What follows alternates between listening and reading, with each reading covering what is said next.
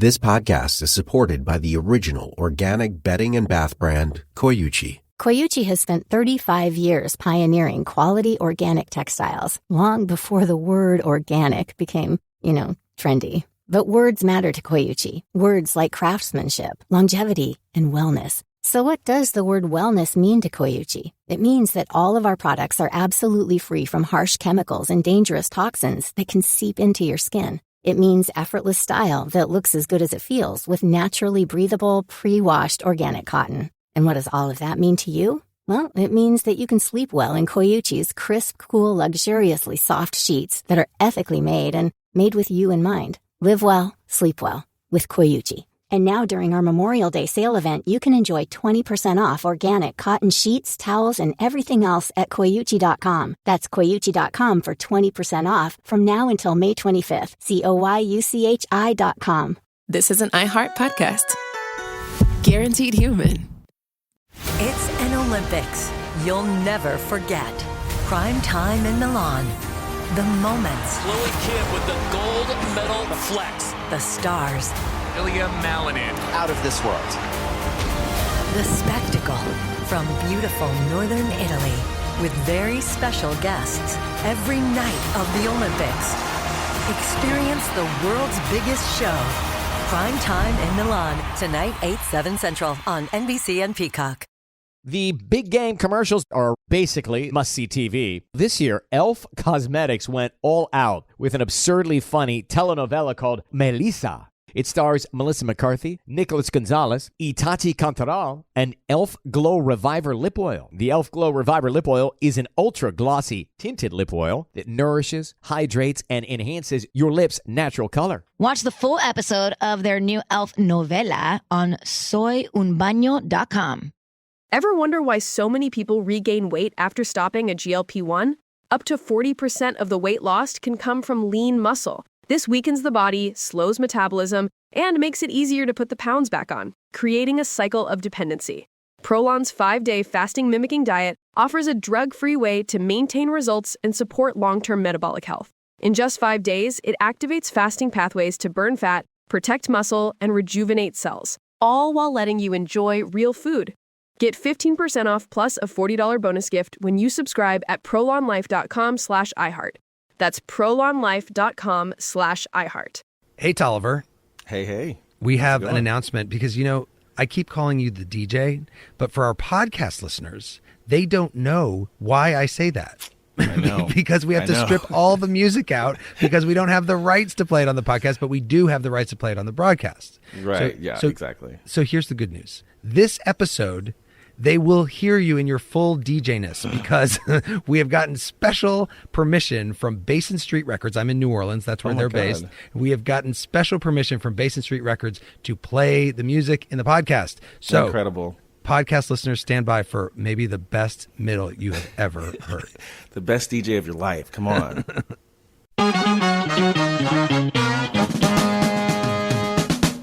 Welcome to The Middle. I'm Jeremy Hobson at station WWNO in New Orleans this week. And as always, Tolliver is here. Hi, Tolliver. Hey, Jeremy.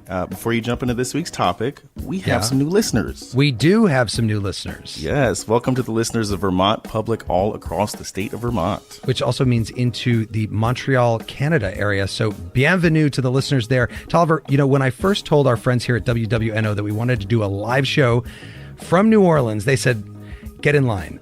But then they said, you have to talk about education and school choice. It is a huge issue, not just here in Louisiana, but all over the country. Coming out of the COVID pandemic, parents were frustrated with their kids' public schools, and lawmakers across the country, particularly Republicans, have been passing laws to allow families to use public funds to send their kids to private schools, or in some cases, pay expenses related to homeschooling. Just last year, 10 states did that. So this hour, we're asking, are you in favor of allowing public dollars to be used for families to send their kids to a school of their choice, including private options? Tolliver, can you give our listeners the number, please? Yes, it's 8444-MIDDLE. That's 844-464-3353. You can also email us by going to listentothemiddle.com. And before we get to your calls, I'm here with Aubrey Uhas, who's education reporter for WWNO. Aubrey, here in New Orleans, nearly all students in the public education system are in charter schools. It's the only city in America with an all-charter system.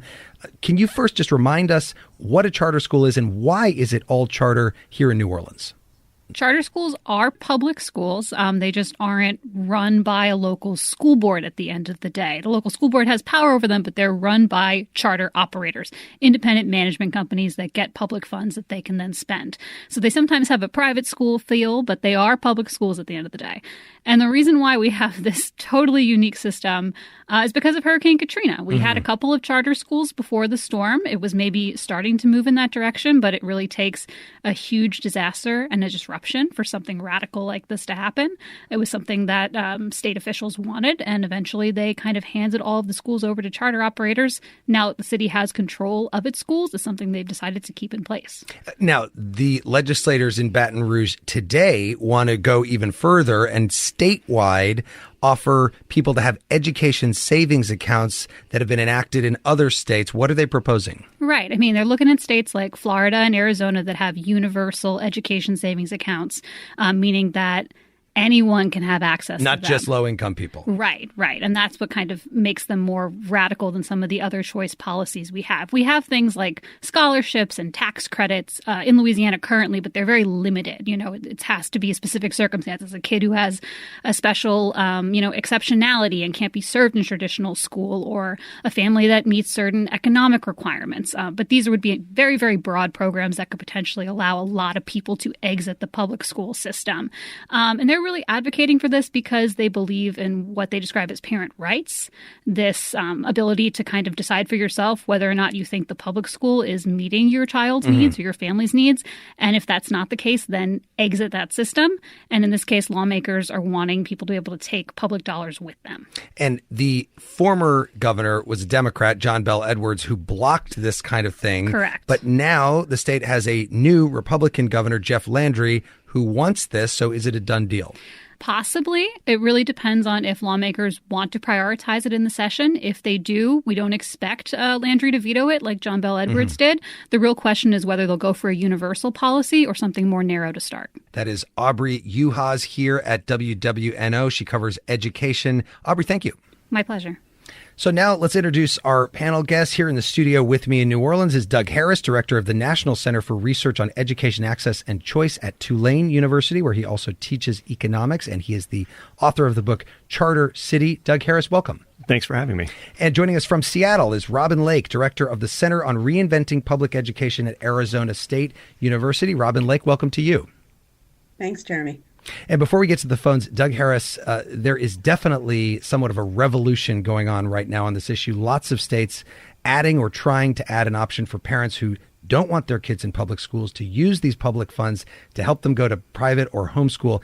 Is this the biggest move toward so-called school choice that you've seen in the decades you've been following this issue? Yes and no. So no, in the sense that we've had school choice for a long time, using those terms: charter schools, choice amongst traditional public schools, homeschooling. More than a third of students, even before the recent voucher proposals came through, were already attending a school other than their neighborhood public school. So choice has already been happening. What's different here is the shift, towards vouchers and towards private schools, religious schools. And I do think, in that respect, it's not even just the biggest shift in school choice. It's actually the biggest change in education policy I can think of going back many decades. And Robin Lake, how much do you think that is because of COVID and all the closures and parents maybe being dissatisfied with their public schools? COVID pushed a lot of people to do things differently out of desperation, unhappiness with virtual schooling or other reasons, But I think it's important to recognize that the issues that families were expressing during COVID existed before COVID as well. Sort of, just the inability to find a good fit for their kid. It just came to, a breaking point, I guess, in COVID. Doug Harris, what do we know about the effectiveness? Do we see better outcomes when students move out of struggling public schools and into other schools? Actually, no. So there are 4 states where smaller programs have been put in place, and we've been able to study what happens when students move from traditional public schools to private schools using these vouchers. And academically, they actually tend to do worse, and pretty consistently across states do worse on test scores. For example, is the main metric that we have. How it works with universal programs is going to be different because now you're opening it up to a much broader audience. And these ones that we've studied more recently, and these are very new. These universal programs have really only been around for a few years, so we don't know a lot about those. But the others, the more targeted ones, the results have not been positive. Just to clarify, when you say universal, you're talking about that it is open to people of all incomes. It's not just to people at a certain income level. Robin Lake, a lot of your research is focused on charter schools. Are students at charter schools, have you seen, are they getting better educated than their peers at the local public schools? Yeah, if you look at the national picture, the outcomes are a little bit better in charter schools. But charter schools aren't a national policy, they're state policies. And so you really have to get underneath the hood a little bit to understand how variation plays out in different states. Policy really matters when it comes to any kind of choice policy, and that's true with charter schools as well. So we see a number of states that are getting much better outcomes for kids with their charter school policies. In many cases, low-income, Black and Hispanic students tend to do better in charter schools. Yeah, and it really depends on the design. Choice isn't magic. You really have to figure out how to get it right. Let's go to the phones. Denny is with us from Gladstone, Missouri. Denny, welcome to The Middle. Go ahead. Hi, Denny. Hello? Yeah, go ahead. Yeah, this is Denny. Yeah, go ahead, Denny. Tell us what you think. Oh, I appreciate it, man. Hey, a lot going on. I actually taught 25 years urban Kansas City. A lot of ways to go. First of all, let's start off private. I don't think so, unless the school district is unaccredited. Or let's say their activities are very, very weak. Then maybe something should be set up. But I love the charters. They're competitive. They make the other districts pick up their game. This KIPP Academy down in Kansas City, which is actually throughout the country, they're doing a wonderful job. What I like is what Kansas has done. Open borders.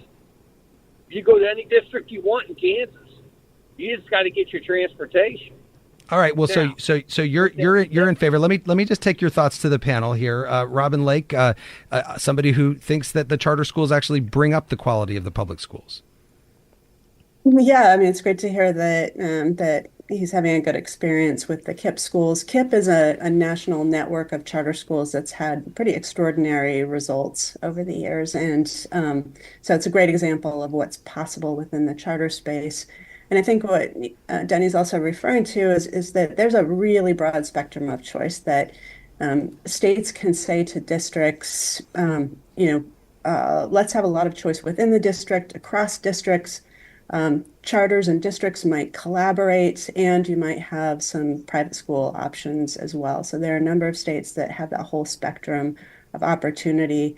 And when it comes down to it, most people do choose. Actually, I think about 50% of families across the country are making some kind of choice across those public and private options when it comes down to it. So, it's a lot of different options out there. Just a question of figuring out how to make it work, and really with a spin on equity, just making sure that it's reaching the kids who need it most. Tolliver, as we mentioned, last year was a really big year for proponents of school choice, but the idea actually goes back to the 1950s. Yeah, actually, a year after the U.S. Supreme Court ruled to desegregate schools in 1954, an economist at the University of Chicago, who's well known to anyone who's taken an Intro to Econ course, Milton Friedman, introduced the concept of private school vouchers. In my opinion, there is not a single thing you could do in this world that would do more to improve the condition of the black people who have in the lowest income classes, of the black people who have been most affected by discrimination. There is not anything that you could do that would be more effective than the voucher scheme. Doug Harris, what has been the effect of school choice on segregation? Has this helped in terms of racial equality in schools, or has it pulled richer, perhaps whiter kids out of the public schools and made the public schools more segregated? Well, actually, the traditional public schools, honestly, are pretty segregated to start with. So when you introduce the voucher program, it doesn't seem to change things very much. They're pretty segregated now. You introduce the voucher program, they remain pretty segregated.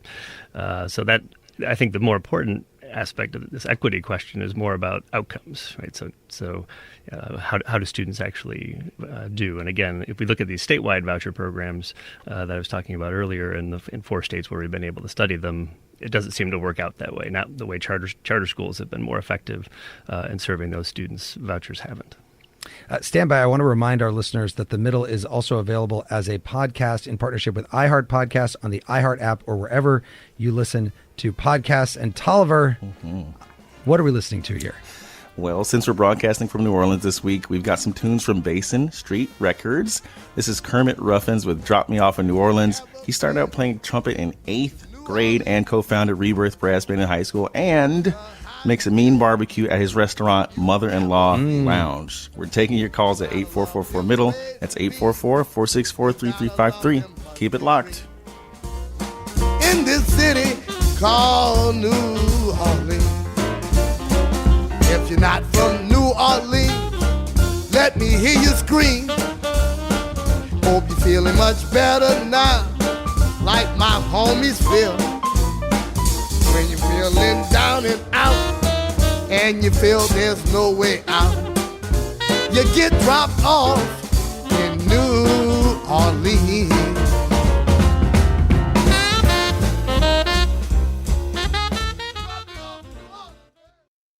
It's an Olympics you'll never forget. Prime time in Milan. The moments. Chloe Kim with the gold medal flex. The stars. Ilya Malinin. Out of this world. The spectacle from beautiful northern Italy with very special guests every night of the Olympics. Experience the world's biggest show. Prime time in Milan, tonight 8/7 Central on NBC and Peacock. Welcome to the A Building. I'm Hans Charles. I'm Menelik Lumumba. It's 1969. Malcolm X and Martin Luther King Jr. had both been assassinated, and Black America was at a breaking point. Rioting and protests broke out on an unprecedented scale.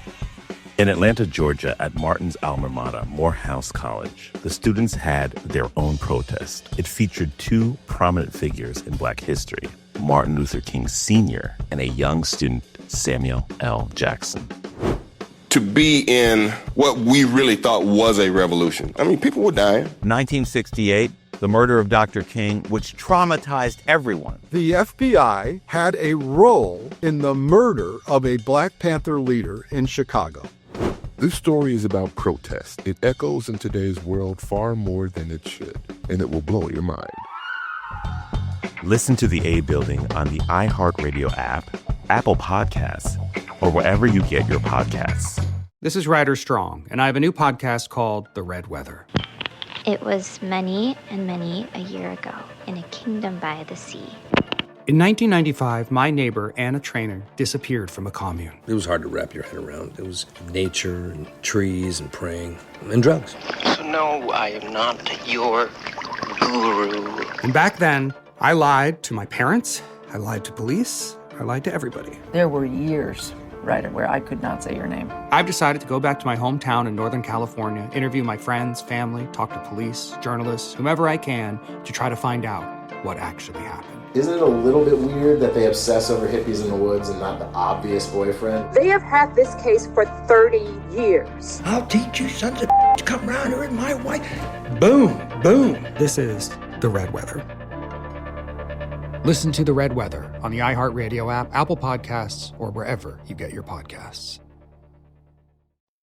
This is The Middle. I'm Jeremy Hobson. If you're just tuning in, The Middle is a national call-in show. We are focused on elevating voices from the middle, geographically, politically, and philosophically, or maybe you just want to meet in the middle. This hour, we're in New Orleans, and we're talking about school choice. What do you think of programs that use public funds to send kids to private school or to be homeschooled? Do you live in a state that offers education savings accounts? How has it worked out for you? Tolliver, how can people reach us? You can call us at 8444-MIDDLE. That's 844-464-3353. You can also write to us at listentothemiddle.com. You'll find our social media accounts there, too.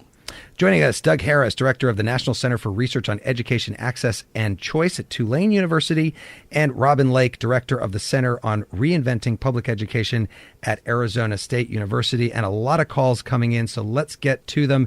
Gabriel is right here in New Orleans, Louisiana. Gabriel, welcome to The Middle. Go ahead. Hi, thank you. Yes, I have to have three reasons that I'm not for it in a wide open general sense.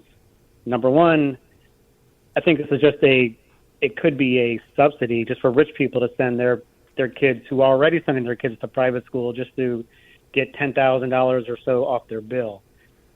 Second of all, it'll be taking money away from a public school system that, the government isn't nimble. So if you have large percentages of their students disappearing, these school systems have fixed, unavoidable costs. So, if you have, you have to pay your light bill, you have to do maintenance. If the money is following the student and you lose half your students, that means you can't pay your light bill, your electric bill. There's basic things that have to happen. And the third thing, I think, just like COVID stimulus, or I'm in New Orleans, we had lots of experience with, after Hurricane Katrina, right? There was something called the Road Home program, and so both Road Home and COVID stimulus, you had entrepreneurs who were really just fraudsters who came in, set up these phony businesses, and ran away with government money. And I just have a feeling that's what's going to happen here. Yeah, so thank you so much, Gabriel, for that. Lots of stuff there to talk about. Doug Harris, accountability, and just the idea that in a universal situation where anybody of any income can have a voucher and take it and take their kid out of public school into private school, you could just have a wealthy family that is already sending their kid to private school, just taking more money out of the public school system that they were spending anyway. Yeah, that's already happening, and it's basically what's happened is when these programs get put in place, who can use them? They're people who are already in private schools, and so the vast majority of the money is going to higher income families at this stage.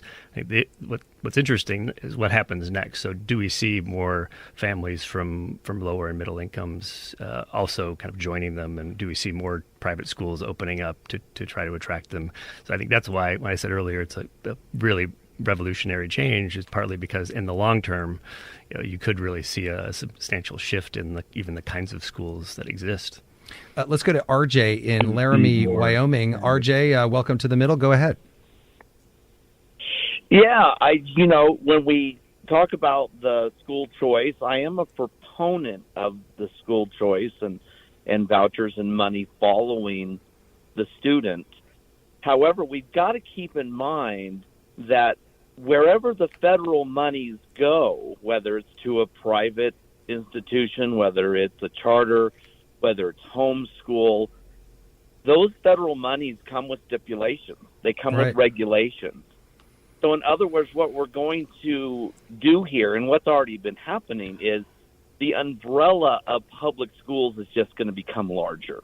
And there's going to be more underneath that umbrella because the public schools, and I think I misquote, the public school umbrella is just going to get larger. Those public schools have to keep track of where these students are. So they have to have the personnel, the apparatus, and the funding to track where their community students go. Right.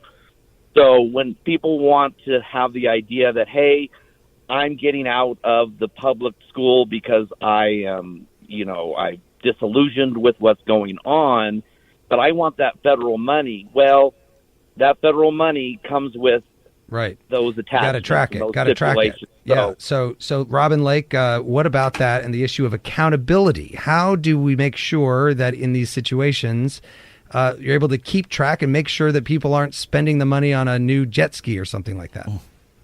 Right. Like they're public dollars. Most of them are coming from the state. There's federal money as well. And for any of these programs, there has to be basic accountability for how things are being spent. With charter schools, which are public schools, there are a lot of regulations around that. There's a lot of oversight. In some ways, charter schools are more accountable for their dollars and outcomes than traditional public schools because of all that built-in accountability. Now, doesn't always play out perfectly, but with the private school scholarships, it's a different story. Most of them will require quite a bit of regulation in terms of the parents have to go to the state and say, this is what I'd like to spend my money on, and the state has to approve it. So they're tracking all of that. But there have been instances of money being spent by parents on things that were approved by the state that people might say, were not a legitimate use of public dollars, trampolines or buying a piano for music lessons. Yeah, and these have happened. Now, the dollars involved in these kinds of things are so small compared to the broader pot of expenditures in public education, but it's real. Ultimately, for me, the basic spending regulation has to occur, but accountability for outcomes is what matters the most to me. And we have to look at these choice programs, and I think we have to look at public dollars and public education overall with the COVID spend and all. Let's get to another call. Heather is in Louisiana near Baton Rouge. Heather, welcome to the middle. What do you think about public money going into, some cases, private schools? First of all, I am driving, so I do apologize if I don't come through clearly. Okay, be careful. That is what I do for a living. No problem. I am against it. I grew up in a rural area in Louisiana, and I myself was a private school student up until 11th grade. My children attended a charter school because, again, rural area, and there were no public schools available at their grade level. That being said, I worry about accountability. Another caller had brought up, these little pop-up vendors that happened after Hurricane Katrina that took the money and and took off with it. I don't think that my state has enough resources to be able to make sure that these kids don't fall through the cracks. Well, we already have an overwhelmed, Yeah, well, let me take that to Doug Harris. Doug, the idea of what Heather just said there about the state not having the resources to make sure that this is working. What about testing and things like that? Do when the students go to these to a Catholic school or a private school or even a charter school, does the state know how well they're doing? For private schools, no. In fact, that's one of the main goals, I think, for proponents of the policy is to have the government as uninvolved as possible. So to have no testing, certainly no testing that would be comparable to anything in the Why do they want the government as uninvolved as possible? Just because they don't like government generally? Or I think a lot of it's that, and also the ability to teach religion and teach things that we would normally put under the separation of church and state that they don't want to do that anymore. They want to be able to teach what they want and to still have the government pay for it, but have the government stop at that point and say, okay, we're just going to give you the money and you can decide, and we can let parents decide what's an appropriate education. So I think Robin alluded to this earlier too about how the accountability in charter schools, that's one of the reasons why they've been successful academically. And so you're not going to have that with vouchers, and it's likely one of the reasons why they haven't worked in the states that have tried it already. Tolliver, a huge number of calls coming in, but also people reaching out to us online. Absolutely. Jane writes, if parents can redirect their school taxes to a private school for their children, then certainly people who do not have children do not have to pay school taxes, correct? Or can taxpayers without children redirect their taxes to any child they would like to send to private school? Make this all make sense, please. Robin Lake, what about people who don't have kids? Should they get to take the money and spend it on whatever they want? The purpose of public education is to educate kids. So I think that it's appropriate that money be directed that way. This is, most people do understand it is a public good. It has a public purpose, and there's a variety of different experiments going on to see how to achieve that purpose. Some of them make us uncomfortable, but certainly we have to keep our eye on the prize that there is a public policy goal here. We don't often get calls from people who have the same name as me, Jeremy, but we do have one right now. There aren't that many. Jeremy Allen White now with the Bear, he's very famous, but there aren't that many Jeremys out there. We have a Jeremy in the Twin Cities. Jeremy, welcome to the middle. I want to hear from you. What do you have to say? Hi, thanks for taking my comments. I live just outside the Twin Cities now, but I grew up in rural northeast Iowa, went to public school, and in my opinion, received an excellent education. So it really bothers me now seeing these decisions being made to send taxpayer money to private and sometimes private religious schools when this money can be going towards these public schools that are doing an excellent job if they are provided the proper funding, which it just seems like so many of the politicians these days just refuse to do.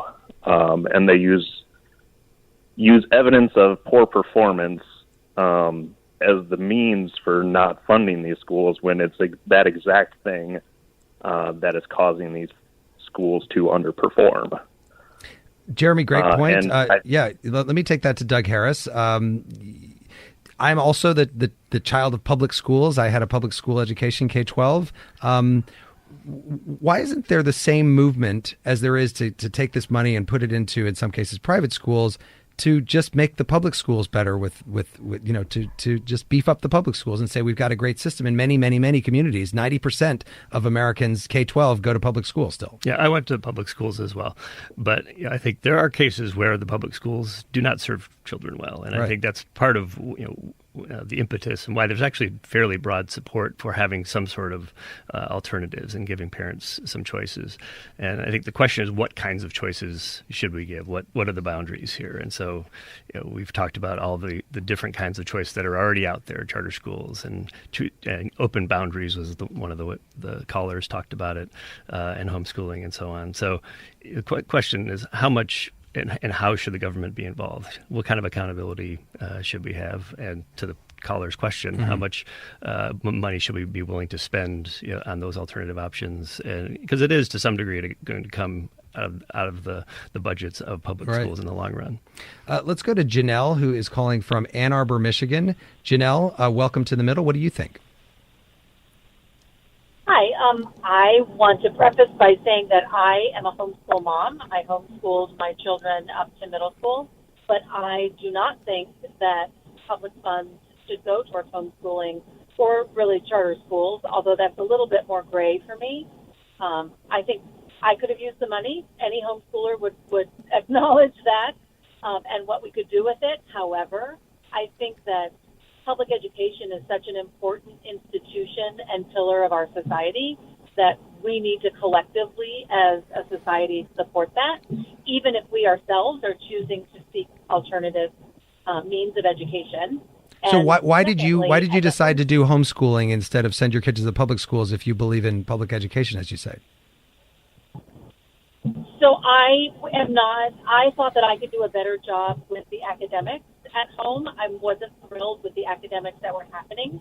I'm not saying public schools are perfect, but I think they absolutely need to exist, and we need to. And we still, even as homeschoolers, went and supported fundraising and went to physical, events and sports events. So I'm not anti-public school. I just thought that I could do a better job academically. Janelle, thank you so much for that call. Robin Lake, I'm sure a lot of homeschoolers out there listening to this right now. What have you found in terms of people that decide to take the public money for homeschooling? Sure. I think the point's important to ponder. I think where I end up going with this is I've spent a lot of time interviewing families who, during the pandemic or before the pandemic, were as Doug said, they're really desperate for options and couldn't afford to homeschool long term. Ended up having to send their kids back to the traditional public school system after the pandemic ended because they couldn't sustain their homeschooling. I couldn't pay for it. And And so that's where I think things get complicated for me is there are a lot of families across the country who can afford to homeschool or send their kids to private school. They can afford to move to a different neighborhood if they need to get what they need for their kids. But what about the families who can't afford that? And so that's where things get tricky for me. And make me a little bit uncomfortable. I think should make us all a little bit uncomfortable is, are we willing to close down those options for others? Well, and in many cases, the money that you would get from, let's say, a voucher or a savings account would not be enough for a family that doesn't have additional money to send their kid to another school. It might just be enough to sort of subsidize somebody who does have the means. You know, Tolliver, we said a number of states passed legislation last year in favor of school choice, including Utah, Ohio, Florida, Arkansas. But in Kentucky, Republicans have so far been unable to do it. Yeah, listen here to Andy Beshear, the Democratic governor of Kentucky, who has vetoed 2 school choice bills already. Here he is in 2021 making the case against it. That solution is not taking away more than $25 million from public education and what will be the most significant attack on it, and what will signal the end of public education as we know it. Doug Harris, why has this issue become so red and blue, where in most cases, Republicans are in favor of school choice or so-called school choice, and Democrats are opposed? So you got to break it into 2 parts. So the first part is just looking at public opinion polling. So if you look at what people support and by political party and so on, this doesn't break down red-blue. So roughly 50% of Democrats support school vouchers, roughly 50% of Republicans. Black voters heavily support school vouchers, even though they tend to vote Democratic. It's when you start thinking about how public opinion translates into interest group politics and into actual policy. That's when it starts to break down. So you've got a very well organized, very determined, very with strongly held views on the conservative right, white evangelicals especially, who really want vouchers and they vote Republican. You've got MAGA voters who now, I think, partly coming out of COVID and with President Trump's really strong criticisms of public schools during the pandemic, that turned this into a litmus test issue for Republicans. And now it's very hard for Republicans nationally to win a primary anywhere without being in favor of vouchers and ESAs. And so it really changed the politics. That's what COVID and President Trump changed in the last few years, and that's why we have this wave. We've got more calls on the line, but stand by, because I want to remind our listeners The Middle is also available as a podcast in partnership with iHeart Podcasts on the iHeart app or wherever you listen to podcasts. Tolliver, more New Orleans music for us.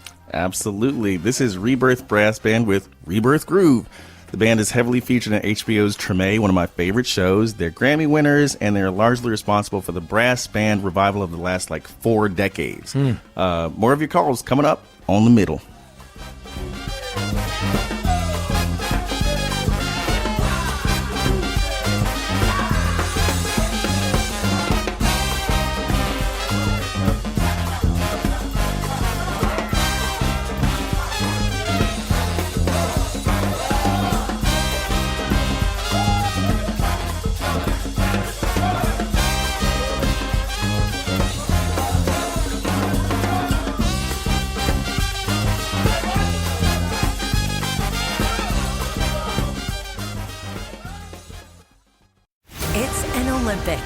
You'll never forget. Prime time in Milan. The moments. Chloe Kim with the gold medal flex. The stars. Ilya Malinin. Out of this world. The spectacle from beautiful northern Italy with very special guests every night of the Olympics. Experience the world's biggest show. Prime time in Milan. Tonight, 8/7 Central on NBC and Peacock. Welcome to the A Building. I'm Hans Charles. I'm Menelik Lumumba. It's 1969. Malcolm X and Martin Luther King Jr. had both been assassinated, and Black America was at a breaking point. Rioting and protests broke out on an unprecedented scale.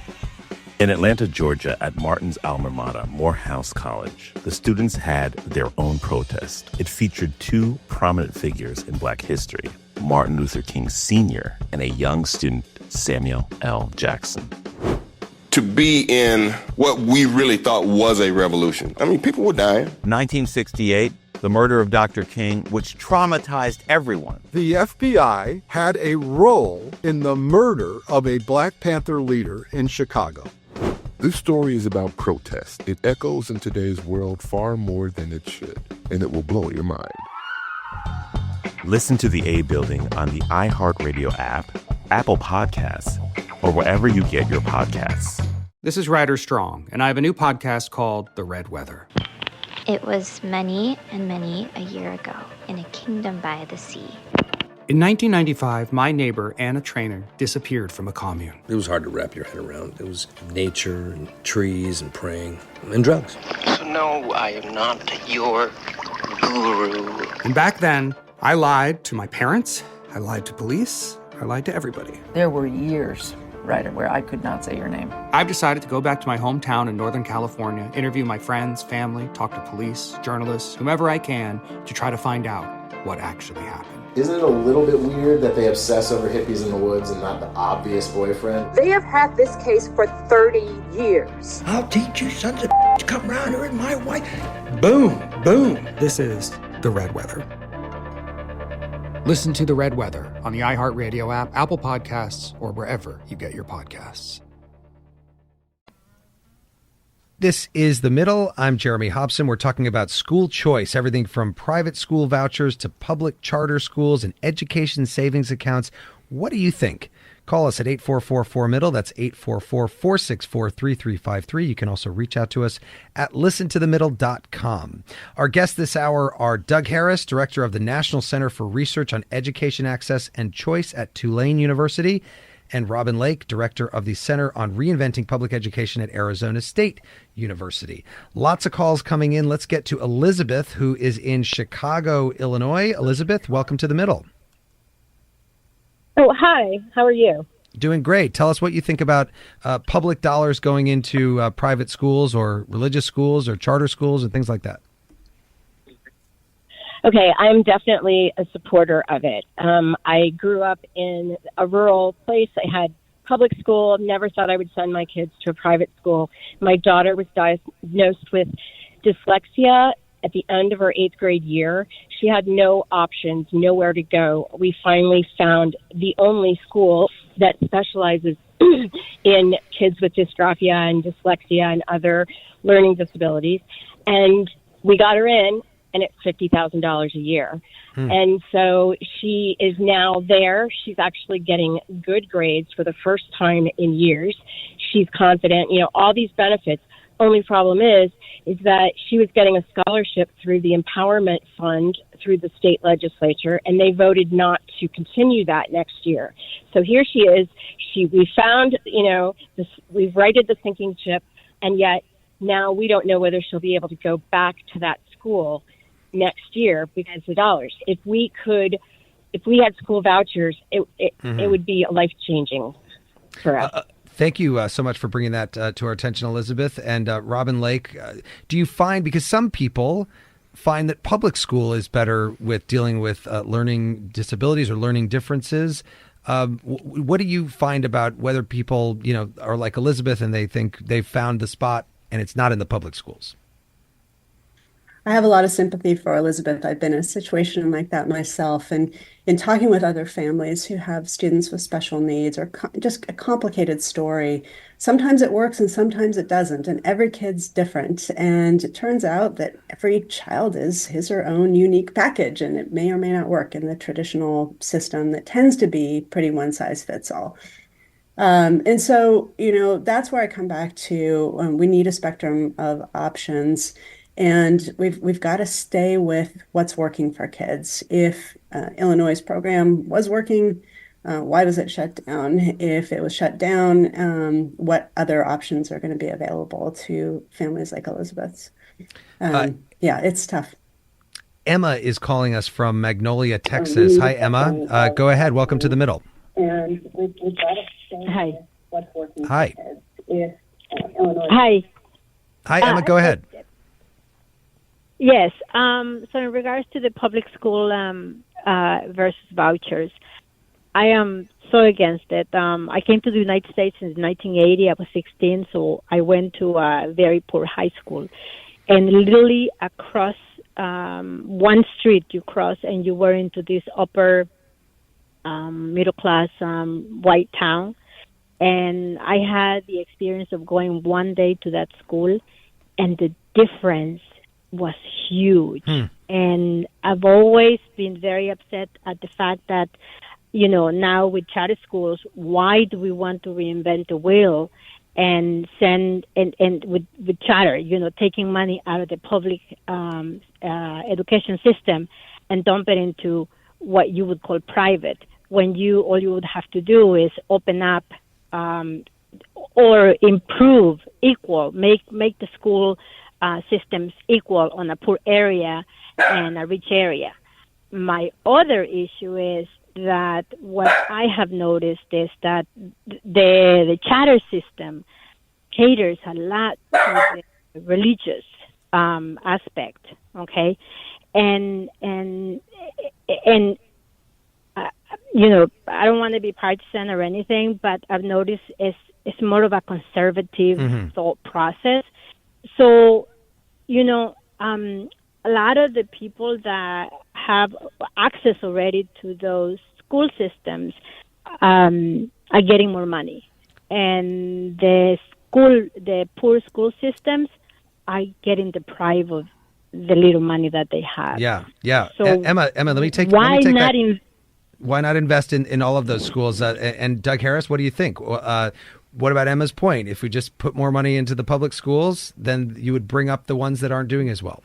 Money is certainly one part of the story, and I think everybody would love to have this situation where all the schools are wonderful and traditional public schools and so on. And I think it's a little unrealistic. It's not just about money; it's about how the money gets used and what school principal and what teachers end up in the school and what's happening in the community. There are a lot of things that go into shaping the quality of a school, and they're not all going to be successful in that situation. Some of it's about money, but a lot of it's not. And I think the question is, what do we do in those situations where, despite having adequate financial resources, the school still doesn't seem to succeed? Or if you have some unique circumstances like the prior caller who had a very distinctive learning disability with her child, what it could be that the school actually is great for most students, but maybe for that particular student doesn't fit. What do we do in those situations? That's really what the debate's about.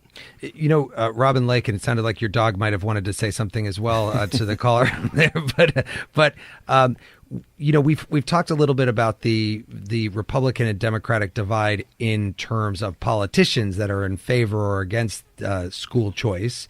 What about the people who decide to go to these schools, who decide that they don't want to be in the public school system? Is there a partisan breakdown there that you've seen? Or is it just really because isn't. we've heard from so many people on different sides of this evening? My dog says no. There really isn't. Families choose because their child needs a different option, and usually they don't care, or sometimes they don't even know what the school is called, whether it's a charter school or a neighborhood school or something else. That's really not of issue to them. Their choices are very popular with parents across the board, Democrat, Republican. And it really doesn't play out. It's also true, interestingly, that the people who start these schools tend to be pretty liberal, even though schools of choice are sort of known for being kind of a more of a conservative movement. The folks who start them want to create better options for kids who don't have them. So, it really it crosses party lines. The politicians like to make it partisan if they can, but ultimately, what matters is the child better off? Let's go to Thomas, who is in Las Vegas, Nevada. Thomas, welcome to The Middle. Hi, how are you? Doing great. Go ahead. Mike, I have 2 kids that are currently in charter schools in Las Vegas, and the schools that they're zoned for are poor performing. The schools they go to now are just better performing schools. They test better.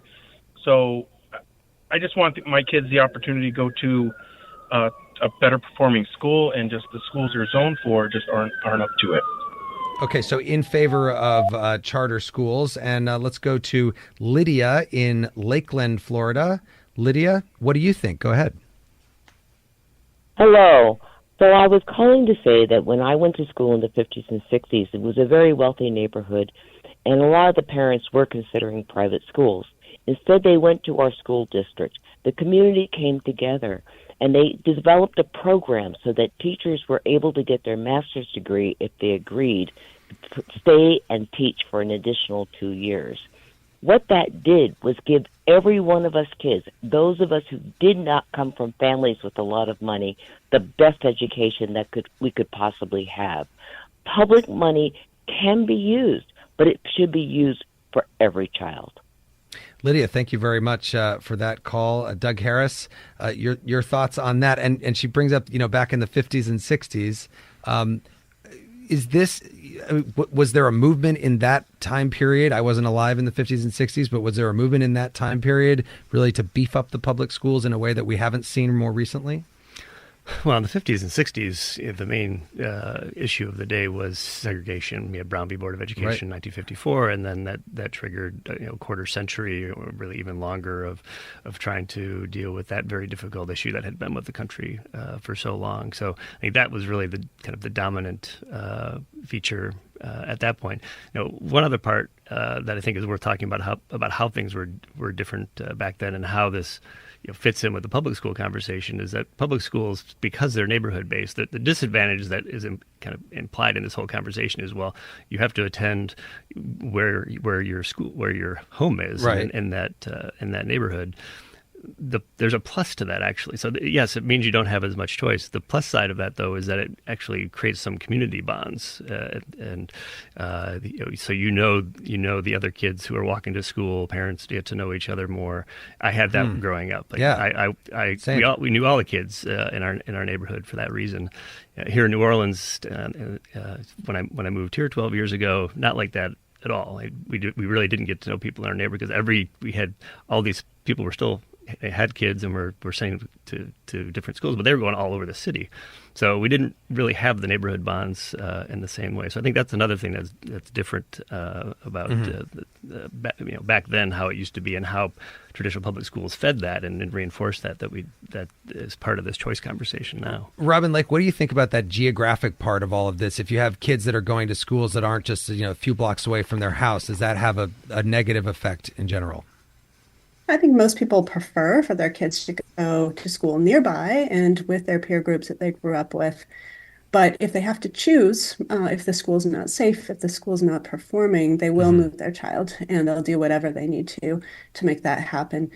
I think that we shouldn't be in a position where we ask people to make that choice. We should be able to deliver great neighborhood schools to every child, but we're a long way from being able to do that, especially right now after COVID. Things are not looking good. Kids are not all right on academic fronts, mental health, so many different areas. And so, we can't give up. When we talk about choice, we can't give up on the idea of improving the neighborhood school at the same time. I don't think they're mutually exclusive choices. Yeah, I have to think that as bad as COVID was for everybody in this country and around the world, that being a student and being taken out of school for a year and a half or whatever, and away from your friends and back into your home, whatever was going on there, must have been very, very difficult. And we'll be seeing the repercussions of that as they get into college, as they get into the workforce, et cetera.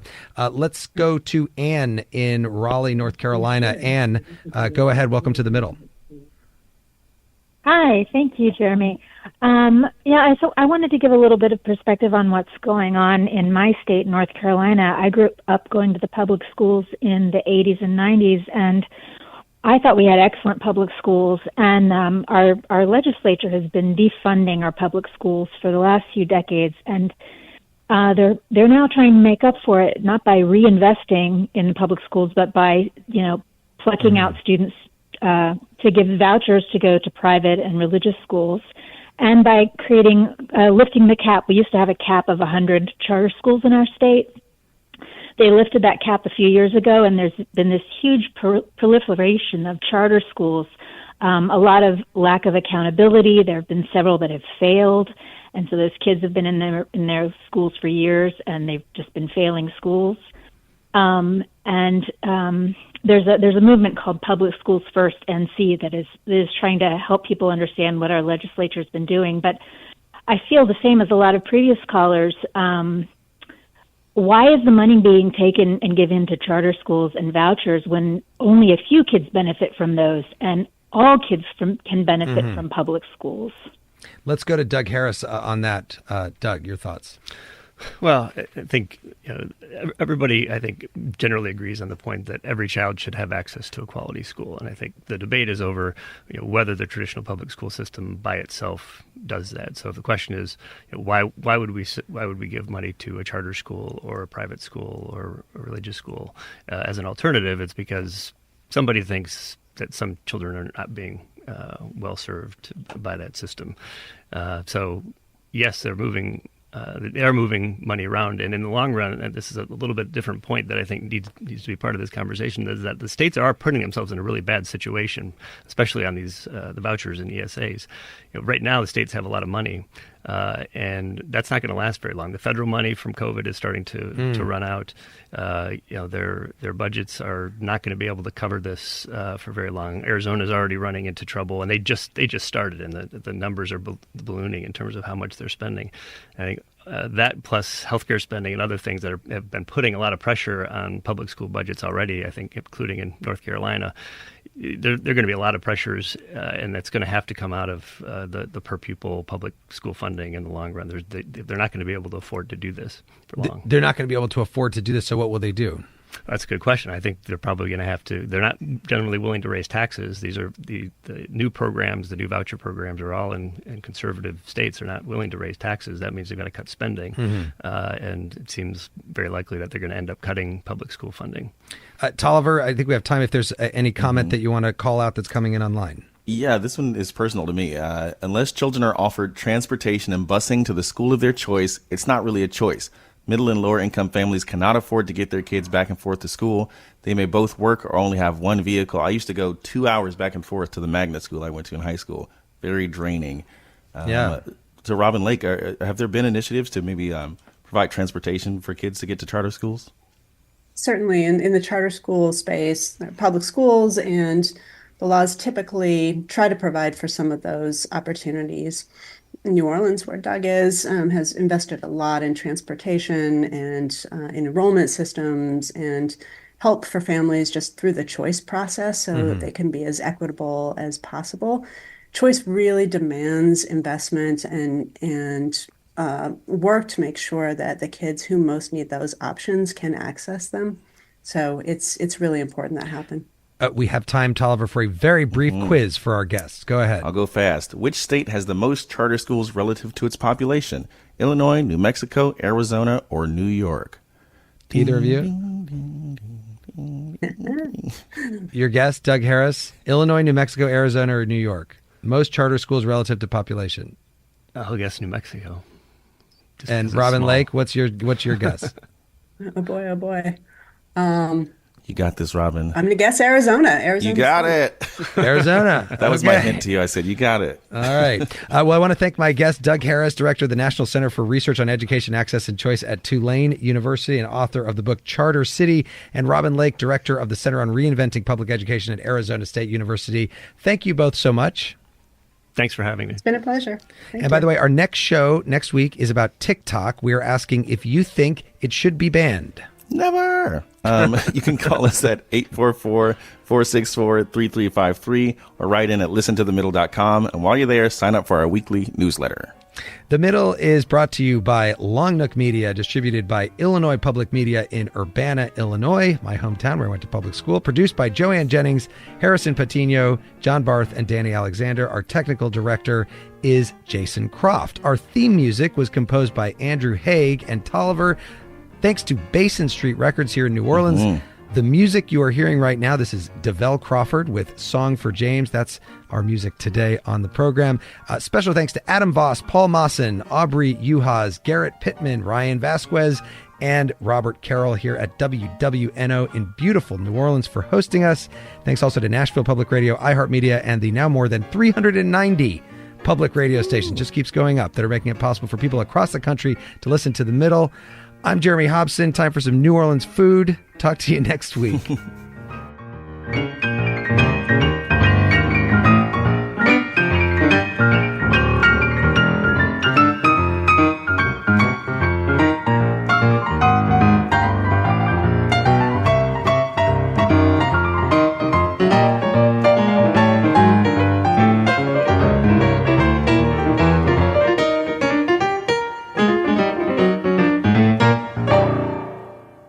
Over the last couple years, didn't we learn that the folding chair was invented by Black people because of what happened in Alabama? The Montgomery Brawl. This Black History Month, the podcast Selective Ignorance with Mandy B unpacks Black history and culture with comedy, clarity, and conversations that shake the status quo. The Crown Act in New York was signed in July of 2019, and that is a bill that was passed to prohibit discrimination based on hairstyles associated with race. To hear this and more, listen to Selective Ignorance with Mandy B from the Black Effect Podcast Network on the iHeartRadio app, Apple Podcasts, or wherever you get your podcasts.